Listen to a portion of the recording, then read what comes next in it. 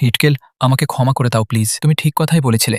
বনলতা দিদি প্রেগনেন্ট নয়, এমনটাই বলছে লাজু। সম্পূর্ণ জানতে হলে চ্যানেলটি সাবস্ক্রাইব করে ভিডিওতে লাইক দিয়ে দেখতে থাকুন। কোণে দেখালো সিরিয়ালের আজকের পর্বে আমরা দেখতে পাই কলেজের লাজু যখন ম্যাডামের কাছে জানতে পারে যে বনলতা দিদি প্রেগনেন্ট নয়, তখনই তার মনের ভুলটা ভেঙে যায় যে খিটকেল তাহলে ঠিক কথাই বলেছিল। ও তো আমাকে বারবারই বলার চেষ্টা করেছে বনলতা দিদি প্রেগনেন্ট নয়। আমি কোন কথা শুনে এড়িয়ে গেছি। ওকে আমি ভুল বুঝেছি, ওর কাছে ক্ষমা চাওয়া দরকার। তখন লাজু অনুভবকে ফোন করে বলে আমাদের কলেজের সেখানে আমরা দেখা করি, ওখানটায় একবার আসবে।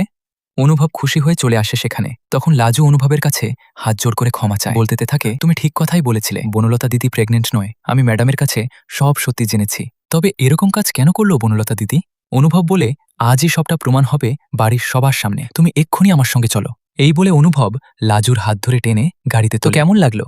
অনুভব লাজু কি দুজনে মিলে পারবে বনলতার পর্দাফাশ করতে? তোমাদের কি মনে হয় নাকি লাজু একাই করবে? তোমাদের কি মতামত কমেন্টে জানিয়ে দাও। ধন্যবাদ।